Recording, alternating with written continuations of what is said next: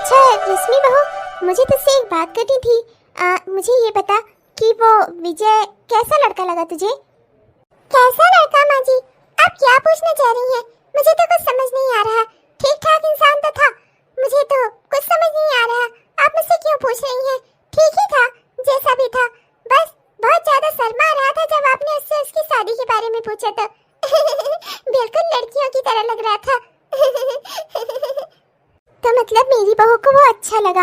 हाँ, चलो आज बहुत दिनों बाद मेरी बहू किसी की वजह से सही हंसी तो, वरना तो जब से अनिल इसकी दुनिया से गया तब से मेरी बहू की होठों से हंसी ही गायब हो गई थी। आज भगवान की बड़ी कृपा है कि विजय की वजह से कम मेरी बहू के होठों पे हंसी तो आई। माँ जी मैंने चाय रख दी है, लेकर चलूं?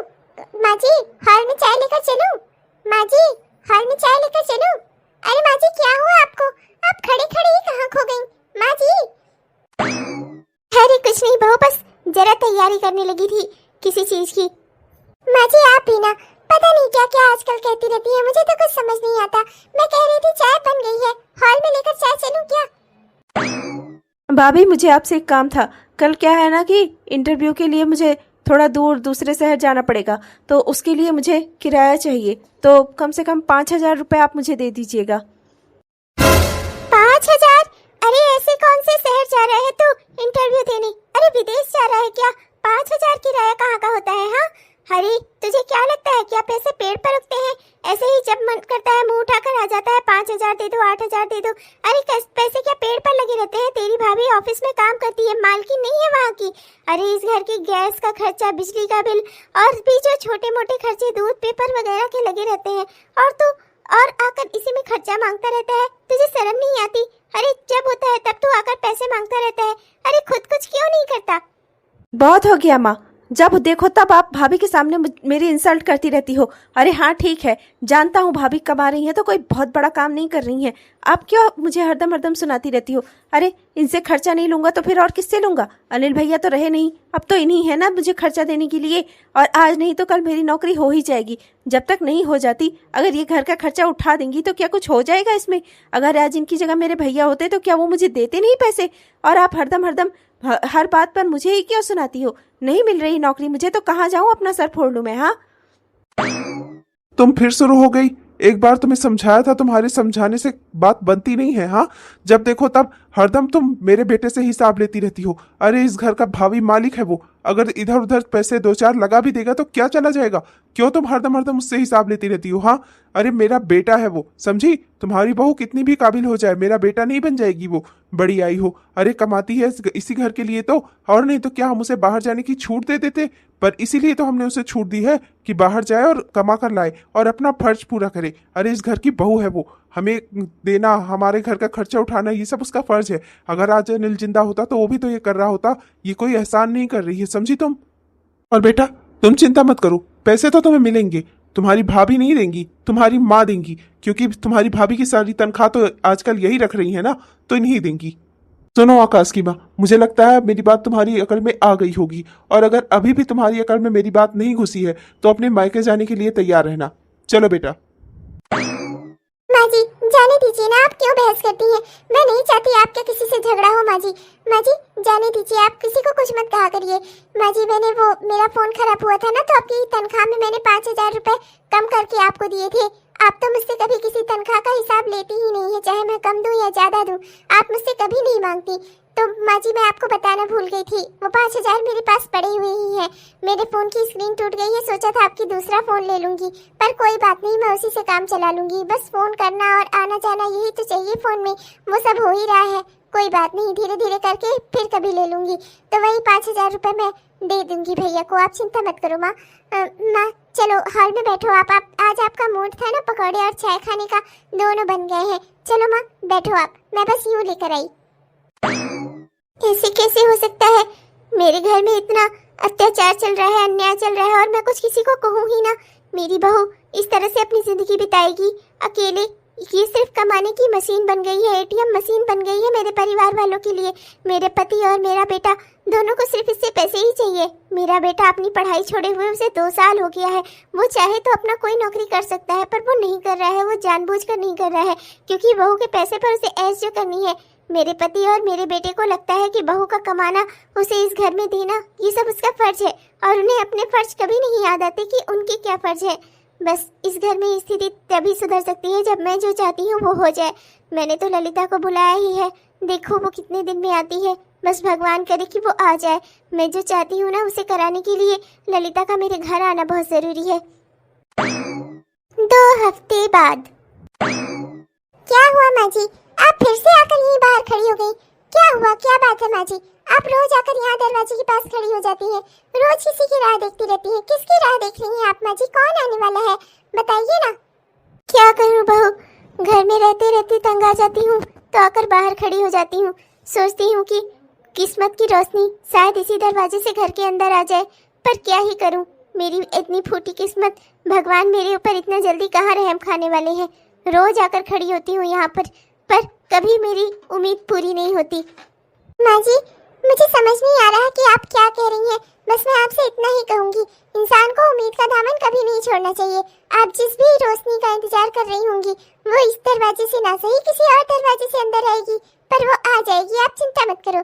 चलो माँ जी, मैं जल्दी से खाना लगा देती हूँ। चलिए आप चलकर खाना खा लीजिए, वरना फिर रात के 8 बज जाएंगे धीरे धीरे। देखिए शाम ढल रही है, फिर आप खाना कैसे खाओगी? ठीक है माँ जी, चलो। नहीं बहू, मैं किस्मत का इंतजार नहीं कर सकती। किस्मत के दरवाजे पता नहीं मेरे लिए कब खोले। मैं किस्मत का इंतजार नहीं कर सकती कि किस्मत अपने दरवाजे खोले मेरे लिए।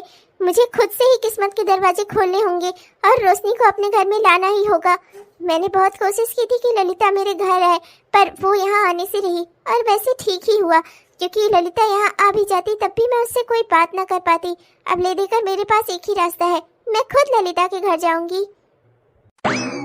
हाँ बुआ, इस बार ना 15 अगस्त पर मैं तिरंगा वाला सूट लूंगी। मैं ना अपने कॉलेज के फेस्ट में पार्टिसिपेट करूंगी। वो ड्रेस बहुत महंगी थी, मैं गई थी एक दुकान पर, वो तो बोल रहे थे 4000 की है, पर मैंने भी बोल दिया संभाल कर रखो मेरे लिए, कल मैं अपने भैया से सब कुछ लेकर आऊंगी। भैया से पैसे ले लूंगी, फिर वो 4000 वाली ड्रेस परचेज करूंगी और उसके बाद खरीदूंगी उसकी मैचिंग की ज्वेलरी और मैचिंग के शूज, और फिर बढ़िया से तैयार होकर तब कॉलेज के फेस्ट में जाऊंगी। सब मुझे ही देखते रह जाएंगे। आखिर भैया के पैसे हैं ही किसके लिए? मेरे लिए ही तो है। भैया इतना सब कुछ किसके लिए करते हैं? मेरे लिए ही तो। फिर मैं भी ना खुश रहूं तो फिर क्या ही बात है। बुआ जी आप देखना, जैसे ही मैं भैया को बोलूंगी, भैया मुझे 4 क्या 8000 दे देंगे। हाँ ये बात तो है बेटा, विजय तुमसे बहुत प्यार करता है, पर बच्चा एक चीज और जरूरी है। देखो हमें हमेशा खर्चा ना सोच समझ कर करना चाहिए। अच्छा बुरा वक्त पता नहीं कब इंसान के ऊपर आ जाए, तो इसलिए पैसे बचा बचा कर चलने चाहिए। मैं तो तुम्हें यही समझाऊंगी बिटिया। बुआ आप तो अभी आई हैं, जब आप नहीं थी ना तब भी मैं भैया से ऐसे ही पैसे लेती थी। मेरे भैया ने मुझ पर खर्चा करने से पहले कभी नहीं सोचा, और मैं चाहती हूँ आगे भी वो कभी ना सोचे, और मैं ये नहीं चाहती कि कोई हम भाई बहन के बीच में बोले। उम्मीद करती हूँ आप समझ गई होंगी बुआ। ललिता, अरे शकुंतला तू मेरे घर आई यहाँ। मैं तो तुझे देखकर आश्चर्यचकित हो गई। अरे वाह, तू कम से कम मेरे घर तो आई, मुझे बहुत अच्छा लगा।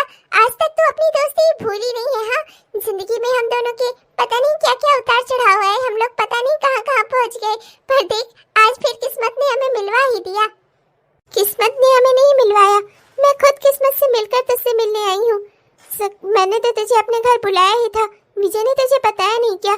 तेरा भतीजा मिला था मुझे, मैंने ही उससे कहा था कि मैं तुझसे मिलना चाहती हूँ। उसे बोला भी था कि तुझे लेकर मेरे घर आए, पर वो आया ही नहीं। 2 हफ्ते हो गए तो तेरा इंतजार करते करते, अब जब आधा हफ्ता और बीत चला तो मुझसे रहा नहीं गया। मैंने सोचा मैं खुद ही चलकर अपनी दोस्त को याद कर लूं, जब वो मुझे याद नहीं करती तो। हाँ शकुंतला, जानती हूँ, विजय ने मुझे बताया था। विजय बहुत सीधा बच्चा है मेरा, हर बात मुझसे बताता है, हर बात शेयर करता है। बुआ नहीं अपनी माँ समझता है मुझे वो। हाँ मैं तुम्हारे लिए चारपाई मंगवाती हूँ। नहीं मैं खुद लेकर आती हूँ। नहीं रहने दो, कोई बात नहीं, हम लोग तो जमीन से जुड़े हुए लोग हैं। मैं ऐसे ही नीचे बैठ जाती हूँ, तुम भी बैठ जाओ। अरे कुछ चाय पानी की व्यवस्था करवा दूँ? नहीं मुझे कुछ नहीं चाहिए, मैं घर से चाय नाश्ता करके आई हूँ। क्या है ना कि मेरी बहू मुझे कहीं खाली पेट जाने ही नहीं देती। खैर वो सब छोड़ो, मुझे ये बताओ कि विजय तो तुम्हें अपनी माँ मानता है, पर उसकी बहन? मैं जानती हूँ शकुंतला तुम क्या कहना चाह रही हो, मैं जानती हूँ। तुम अनु के बारे में बोल रही हो ना? अनुष्का मुझे अपनी माँ नहीं मानती, वो तो मुझे अपनी बुआ भी नहीं मानती। वो तो ये चाहती है कि मैं यहाँ से चली जाऊँ। पर विजय की वजह से मैं यहाँ पर हूँ। विजय मुझे अपनी माँ मानता है, बस इसी वजह से इस घर में हूँ। क्या है ना कि विजय के साथ जो भी कुछ होता है ना, देखकर दुख होता है मुझे। विजय तो अनु को अपनी बेटी जैसे पाल रहा है, बेटी मान रहा है, पर अनु की ख्वाहिशें दिन प्रतिदिन बढ़ती ही जा रही है। मेरा विजय बहुत सीधा बच्चा है, सिर्फ उसके लिए मैं यहाँ पर हूँ। अगर केवल बात अनु की होती ना, तो शायद इसे छोड़कर मैं कहीं वृद्धाश्रम ही चली गई होती। अनु का व्यवहार मेरे लिए बिल्कुल भी अच्छा नहीं है, पर मैं क्या करूँ, मेरी खुद की भी मजबूरी है। अनु मुझे यहाँ रहने देना नहीं चाहती, पर मैं विजय की वजह से यहाँ पर हूँ। मेरे बेटा बहू ने तो मुझे घर से निकाल ही दिया है मेरे पति के मरने के बाद। अब मेरी जिंदगी में और बचा ही क्या है। पति के मरने के बाद एक विधवा औरत की जिंदगी में रह ही क्या जाता है। बस ऐसे जैसे तैसे करके अब जिंदगी कट ही जानी है। बेटा बहू ने तो घर से निकाल ही दिया है, मेरे लिए कुछ है ही नहीं कहीं पर। विजय ने अपनी माँ की तरह मुझे यहाँ पर रखा हुआ है, कभी कोई तकलीफ नहीं होने देता, और मैं भी बस इसी वजह से इस घर में रुकी हुई हूँ, विजय की वजह से। विजय बहुत अच्छा बच्चा है मेरा, पर क्या ही कहूँ, अब तो तुम जानती ही हो, जो कुछ भी है सब कुछ सह लेकर ही किसी तरह जिंदगी कट जाए, बस यही उम्मीद है मेरी अब। तुमने विजय की शादी के बारे में क्या सोचा है? विजय के लिए कोई अच्छी लड़की कहीं ढूंढी देखी है क्या तुमने? अब देखो, विजय की तो उम्र हो गई है ना शादी की, और फिर विजय के लिए भी अच्छी सी दुल्हन ले आओ तो तुम्हें भी कुछ सहारा मिल जाएगा। क्या तो तुम सही रही हो, सोचती तो मैं भी यही हूँ, फिर सोचती हूँ पता नहीं मेरी क्या ही चलेगी। अनु कह रही थी कि उसने अपनी किसी बड़े घर की सहेली से अपने भैया के लिए बात की है, और बाद में वो उसी घर की लड़की से अपनी भाई की शादी करवाएगी। मैं कहाँ ही कुछ कर सकती हूँ, मेरी कहाँ ही कुछ चलने वाली है। फिर वो बड़े घर की लड़की आएगी, फिर वो मुझे कहाँ ही यहाँ रहने देगी। पर मैं कर ही क्या सकती हूँ इस मामले में।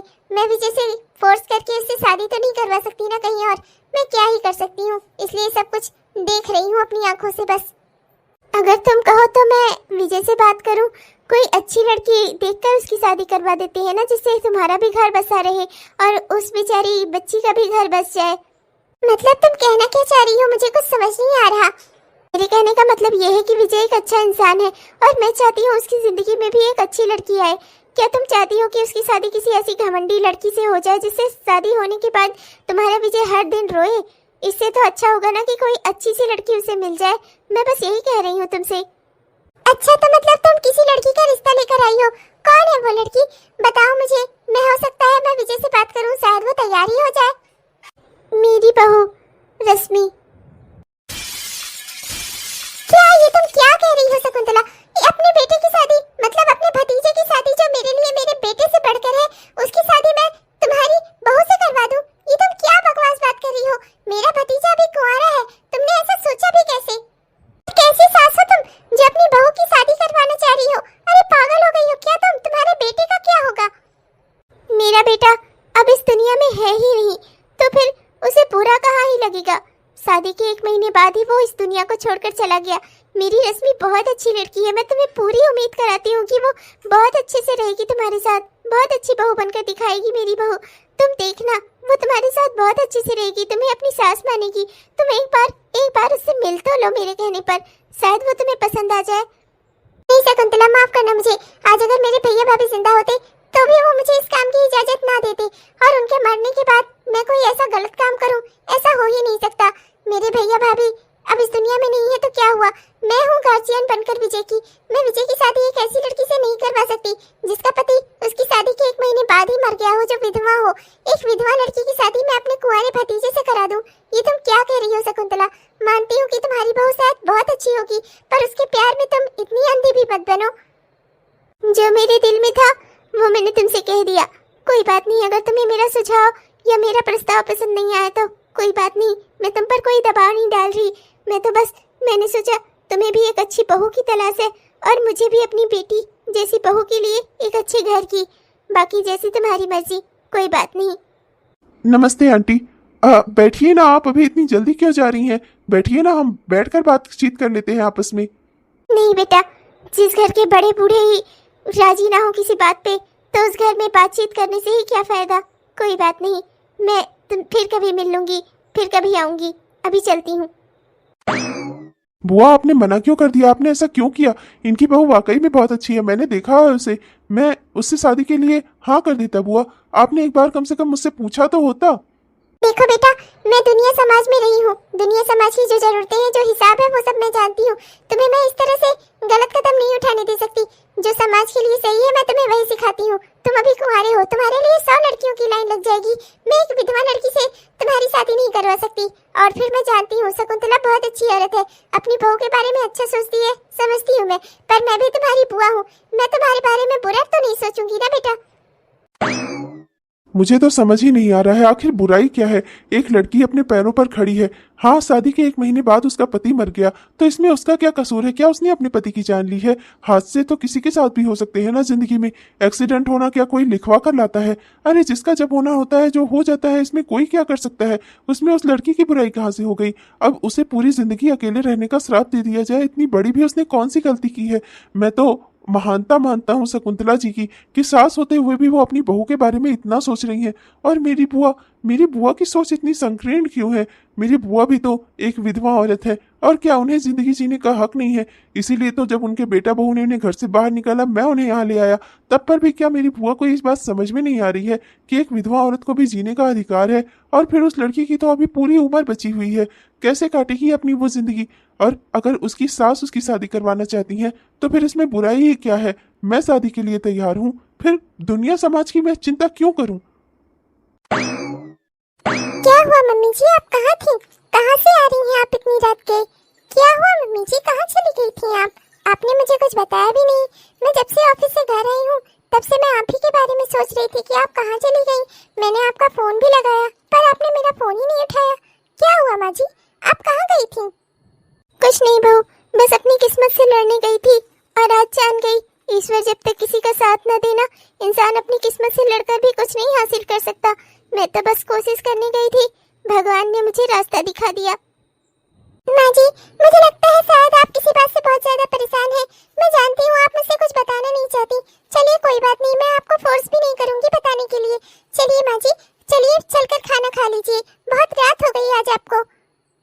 नहीं बहू, आज मेरा खाना खाने का बिल्कुल भी दिल नहीं है।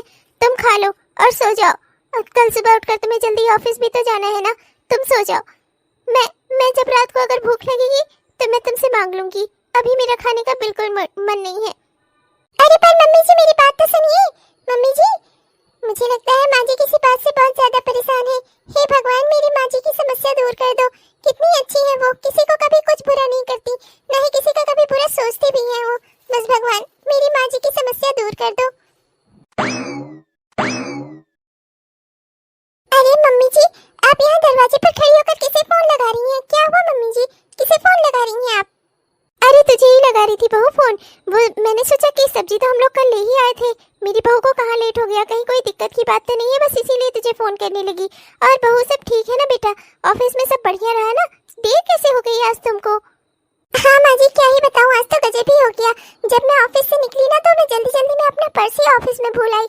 फिर मैं बस में भी बैठ गई। फिर जब कंडक्टर को टिकट के पैसे देने हुए ना, तो मुझे याद आया कि मेरा पर्स तो ऑफिस में ही रह गया। फिर मैं बहुत परेशान हुई।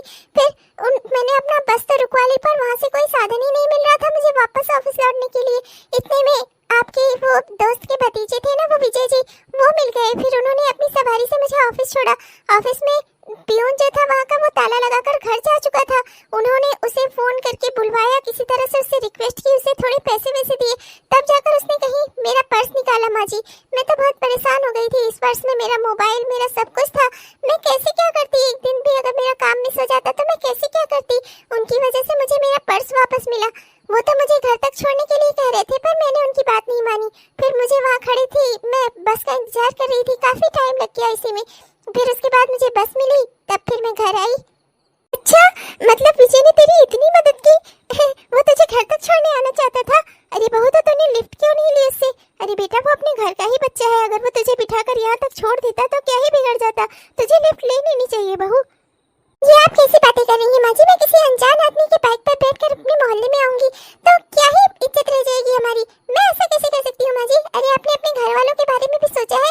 देवर जी और ससुर जी को कहीं कुछ ऐसा दिख गया तो फिर वो क्या करेंगे मेरा? माँ जी, अरे बहू, अनजान कहाँ है? वो तो मेरी दोस्त का भतीजा है, बहुत अच्छा लड़का है। वो अनजान कहाँ हुआ? मेरे बेटे जैसा है वो। अगर उसकी बाइक पे बैठकर आ जाती तो थोड़ा जल्दी ही तो घर आ जाती। और इतना लोगों के बारे में नहीं सोचना चाहिए बहू। हमारी जिंदगी हमारी अपनी है, हमें अपनी जिंदगी के बारे में सोचना चाहिए कि कैसी हमारी जिंदगी अच्छी हो सकती है बहू। हम दूसरों के लिए कब तक अपनी जिंदगी जीते रहेंगे? हमें अपने लिए भी तो जीना होगा। कभी कभी ना अम्मा जी आप ऐसी बातें करती हो, मुझे कुछ समझ में ही नहीं आता। खैर चलो, मैं अपना चलकर हाथ मुंह धो लेती हूँ। वैसे भी आज बहुत देर हो गई है, बहुत थकान लग रही है मुझे। अभी चलकर खाना भी बनाना है। इसकी चिंता तो मत कर बहू, आज तेरा इंतजार करते करते ना मैंने खाना भी बना दिया है, तो चिंता मत कर। आप भी ना माँ जी, जब तक सब्जियां काट कर रखती थी, मसाले तैयार करके रखती थी, वो सब एक बात थी। अब आप खाना भी बनाने लगी। मेरे रहते आप खाना मत बनाया करो माँ जी, मुझे बहुत दुख होता है। हाँ ठीक है, कोई बात नहीं बहू। एक दिन जब तो चली जाएगी तब तो मैं ही खाना बनाऊंगी ना। चली जाऊंगी? मैं कहाँ जा रही हूँ माँ जी? मैं कहीं नहीं जाने वाली। हाँ, आप ये कैसी बातें कर रही हैं बहकी बहकी सी? मैं कहाँ जाऊंगी? कहीं नहीं, वो मैंने कहा कभी ऑफिस के काम से कहीं तेरा जाना हुआ तो बस वही कह रही थी। माँ जी को भी ना पता नहीं क्या होता जा रहा है। लगता है भगवान ने मेरी सुन ली। हे भगवान, आपका बहुत बहुत शुक्रिया। आपने थोड़े बहुत आसार तो दिखाए हैं, बस अब कृपा कर दो अपनी। मैं कब से आपसे एक ही चीज मांग रही हूँ, कब सुनोगे आप मेरी? क्या हुआ माँ जी, आप कब से मेरे पीछे पीछे चल रही हो? क्या बात है, आप बताओ मुझे। आज बता ही दो आप मुझे, क्या बात है? बहुत देर से आप मुस्कुरा रही हो और मेरे पीछे पीछे चल रही हो, क्या बात है माँ जी, बताओ ना। बहू, मैं ये कह रही थी कि वो विजय ने तेरी मदद की ना। जब कोई हमारी मदद करे तो हमारा क्या फर्ज बनता है? हमें उसे शुक्रिया अदा तो करना चाहिए ना। तो तुझे भी तो उसे शुक्रिया अदा करना चाहिए। उसकी वजह से तुझे तेरा पर्स मिला, तू घर तक आ पाई, तुझे तेरे पैसे मिले, मोबाइल मिला, सब कुछ तो था तेरा उसी पर्स में। और अगर कल सुबह ऑफिस खुलता या उससे पहले वो प्यून वो पर्स लेकर चला जाता, क्या होता फिर? लेकिन देखना, विजय की वजह से सब कुछ सॉल्व हो गया ना। विजय ने तेरी कितनी बड़ी मदद की, तो तुझे भी तो उसे थैंक यू करना चाहिए था। हाँ माँ जी, तो मैंने बोल तो दिया था थैंक यू। अरे बहू, बस इतने से काम नहीं चलता। उसने तेरी इतनी बड़ी मदद की, तुझे उसे घर पर बुलाना चाहिए था ना, या कहीं कॉफी शॉप पे कॉफी पीने चली जाती उसके साथ, या कहीं रेस्टोरेंट में चली जाती, बाहर जाकर तुम दोनों डिनर विनर कराते। हाँ, ऐसे बोलते हैं थैंक यू, तब अच्छा लगता है ना। उसने तेरी इतनी मदद की, कम से कम एक टाइम का खाना तो उसे खिला ही सकती थी। और अगर पैसे की कोई बात है तो मुझे बता बहू, हर महीने की तनख्वाह तो तेरी मेरे ही पास रहती है ना। मैं दूंगी तुझे पैसे, चाहे जहाँ से इंतजाम करके। ओहो माँ जी, आप पता नहीं क्या क्या बोल रही हो। मैं किसी आदमी के साथ रेस्टोरेंट में, कॉफी शॉप में? अरे माँ जी, आपको क्या हो गया है? ये आप कैसी बातें कर रही हैं? देख बहू, मैं जिंदगी जीने का सलीका सिखा रही हूँ तुझे। देख, अब बहुत हो गया। कब तक तो अपनी जिंदगी ऐसे ही काटेगी, जिम्मेदारियों के बोझ तले? कब तक अपने इस परिवार का भार अपने सर पर लेकर ढोती रहेगी? बहू, तेरी भी तो जिंदगी है, तुझे अपनी भी तो जिंदगी जीनी चाहिए ना। तो मेरी बात समझ क्यों नहीं रही है? मैं तुझे क्या समझाना चाह रही हूँ? मुझे कुछ नहीं समझना माँ जी। दुनिया में हर कोई आप जैसा नहीं होता, और मुझे अब कुछ और चाहिए भी नहीं। जैसे तैसे करके ऐसे ही मेरी जिंदगी कट जाएगी। मुझे कुछ नहीं सोचना और ना ही कुछ सुनना है। पर बहू, मेरे लिए तो अलग ही समस्या है। एक और भगवान को मनाती हूँ तो बुआ रूठ जाती है भतीजे की। अब भतीजे की बुआ रूठी हुई है पर भतीजा माना हुआ है, तो मेरी बहू रूठ जाती है। हे भगवान, मैं करूँ तो करूँ क्या? पर कुछ तो करना ही पड़ेगा। अरे बहू, मैं तुझसे ज्यादा कुछ नहीं कह रही, बस इतना ही कह रही हूँ कि कभी कोई लिफ्ट ऑफर करे तो उसे ले लेना चाहिए, खासतौर पर जब इंसान अच्छा हो और तुझे उसके बारे में पता हो। और किसी के साथ काफी डेट पर चले जाना कोई बड़ी बात नहीं है। और अगर कोई अच्छा काम करे तेरे साथ थैंक यू वाला, तो उसके साथ डिनर तो किया ही जा सकता है। बस इतना ही तो बोल रही हूँ तुझे। अरे तो मेरी बात तो सुन, मैंने भी तुझसे ज्यादा दुनिया देखी है, मैं ज्यादा समझदार हूँ, तू ही सब चीज में आगे नहीं रहेगी। कमीने साले कुत्ते, तेरी हिम्मत कैसे पड़ी हुई? मेरी भाभी को छेड़ेगा तू? हाँ, मेरी भाभी को छेड़ेगा तू? तेरी इतनी हिम्मत हो गई? हाँ, इस मोहल्ले में नया आया है क्या? और मार इसे आकाश बेटा, और मार। ये अभी जानता नहीं है किसके खानदान की बहू को छेड़ा है इसने। इसकी हिम्मत कैसे हुई? मार इसे बेटा, मार। रुक जाइए आप लोग, रुक जाइए। ये क्या कर रहे हैं? छोड़िए उसे, रुक जाइए। ये आप लोग क्या कर रहे हैं? छोड़िए उस बच्चे को, उसके ऊपर हाथ उठा रहे हैं, छोड़िए उसे। तुम चुप रहो, तुम्हें नहीं पता उसने क्या किया है? उसे देखने दो। कोई मेरे खानदान की बहू बेटियों पर नजर डालता है बुरी, तो उसकी क्या दशा होती है ना, ये आज सबको पता चलने दो। नहीं माँ जी, इन्हें रोकिए ना। पिताजी, उन्होंने ऐसा कुछ नहीं किया है, प्लीज उन्हें जाने दीजिए, प्लीज। वो तो बस मुझे लिफ्ट के लिए पूछ रहे थे और उन्होंने कुछ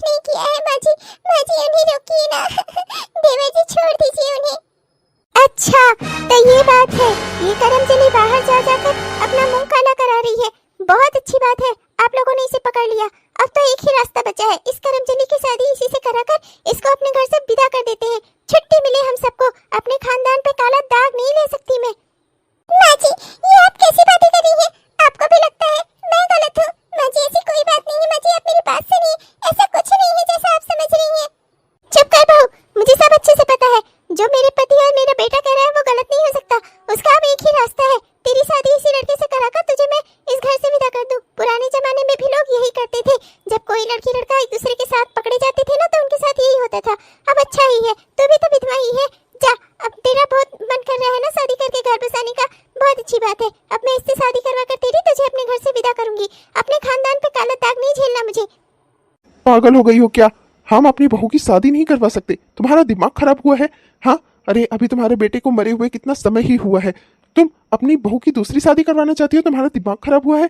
अरे क्यों ऐसा करवाना चाहती हो तुम? तुम्हें समझ नहीं आता कुछ? मुझे सब समझ आ रहा है, अपने खानदान पे कलंक नहीं झेल सकती मैं। इस खानदान के नाम की इज्जत के लिए हमारे बड़े बुजुर्गों ने कितना कुछ किया है, और अब जब मैं खानदान की इज्जत बचाने के लिए कुछ करना चाहती हूँ तो आप बाप बेटे मिलकर मुझे क्यों रोक रहे हैं? बिल्कुल सही कह रही हूँ मैं। इस लड़की की शादी, मतलब अपनी इस बहू की शादी इसी लड़के से करवाकर विदा करो इसे इस घर से। इधर आओ तुम पहले। तुम एक बात अच्छे से समझ लो, जहाँ बुद्धि ना हो वो ना वहां पर बुद्धि चलानी ही नहीं चाहिए। जब अकल नहीं है तो चुपचाप घर में बैठा करो, समझी? बड़ी आई हो खानदान की इज्जत बचाने वाली। अरे तुम्हारा दिमाग खराब है, तुम्हें पता नहीं है हमारे घर में इकलौती कमाने वाली है वो, उसे भी विदा कर दूं, उसके बाद हम लोग खाएंगे जिएंगे कैसे? हाँ, तुम्हारा दिमाग खराब हुआ पड़ा है। दिमाग मेरा नहीं, दिमाग आपका खराब हुआ पड़ा है। अरे क्या कमाने खाने के लिए हम लोग मजबूर हैं क्या? अपने खानदान पे कलंक झेल लूं मैं कमाने खाने के लिए इसके?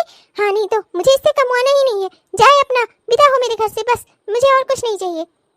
मैं अपनी इस बहू की शादी कभी नहीं होने दूंगा, ये बात तुम अच्छे से समझ लो। और तुम जानती हो, जय नारायण एक बार जो ठान लेता है ना उसे पूरा करके रहता है। और तुम अच्छे से समझ लो, मैं तुम्हारे इस बहू की शादी होने नहीं दूंगा। जब तक मैं इस धरती पर जिंदा हूं ना, मैं तुम्हारी इस बहू की शादी कहीं नहीं होने दूंगा, समझी तुम? और जाओ चुपचाप घर के अंदर जाओ, अगर तुमसे मामला संभल नहीं रहा है तो। कुछ करने के बजाय घर में बैठो जाकर। अच्छा तो ठीक है, फिर कोई बात नहीं। इसकी शादी नहीं करवा सकते तो कम से कम इस बात से मुझे कुछ पैसे तो मिल सकते हैं ना। अरे तुम्हें पता नहीं है, इस लड़के को मैं जानती हूँ। अरे जिसका ये भतीजा है ना, इसकी बुआ, अरे इसके लिए कुछ भी देने को तैयार है। मैं इसको लेकर उसके घर जाऊंगी। अरे कुछ पैसे, कुछ 1000 रुपए मिल जाएंगे हमें, समझो बात को। पुलिस में अगर इसे दोगे तो क्या ही फायदा होगा हमारा? अरे कोई फायदा नहीं होगा, मेरी बात समझो। कुछ पैसे कमाने की बात कर रही हूँ मैं। ये की ना तुमने मेरी अकल वाली बीवी वाली बात। ठीक है, ले जाओ फिर इसे तुम, मैं भी चलता हूँ तुम्हारे साथ। अरे नहीं, आप चलेंगे तो मैं इसकी बुआ को यकीन कैसे दिलाऊंगी कि मैं इसे बचा कर लेकर आई हूँ? अगर मैं उसे यकीन नहीं दिला पाई तब फिर वो मुझे पैसे ही क्यों देगी भला? आप चलेंगे तो मामला बिगड़ जाएगा। आप मेरे ऊपर भरोसा रखिए, कम से कम कुछ नहीं तो 5000 रुपए तो मैं लेकर ही आऊंगी इसके। आप चिंता मत करिए। बेटा आकाश, चलो यहाँ से। तुम्हारी माँ इस मामले को अच्छे से सुलझा सकती हैं। वैसे भी आज तक उन्होंने अपनी बहू की बहुत तारीफदारी की है ना, अब कुछ उन्हें भी झेलने दो। चलो। अच्छे से समझ ले साले कुत्ते, अगर आइंदा से तो मेरी भाभी की आसपास भी मंडराता दिखा ना, तेरे हाथ पैर तोड़ करना तुझे कुत्तों को खिला दूंगा मैं, समझा तू? आंटी जी, मैंने वाकई में कुछ ऐसा। बहू, अब तुम यहाँ खड़ी होकर क्या कर रही हो? जाओ यहाँ से। तुम्हें तो इस लड़के से कोई मतलब नहीं है ना। तुमने तो कहा था ये तुम्हारे लिए अजनबी अनजान है ना। पिटने दो इसे, इसका जो हो होने दो। तुम जाओ, जाकर घर में अपना दाल रोटी बनाओ, जो तुम्हारा काम है वो करो, समझी? ये मामला मेरे ऊपर छोड़ दो। इसे कैसे सबक सिखाना है ना वो मैं देख लूंगी। पर माँ जी मेरी, कहा ना जाओ। ओ, अंदर जाओ। सुना नहीं तुमने मैंने क्या कहा? तुम्हारे लिए तो एक अनजान अजनबी इंसान है ना, ये मरे या जिए तुम्हें क्या ही फर्क पड़ता है? जाओ यहाँ से। मैंने अपनी जिंदगी में कभी माँ जी को आज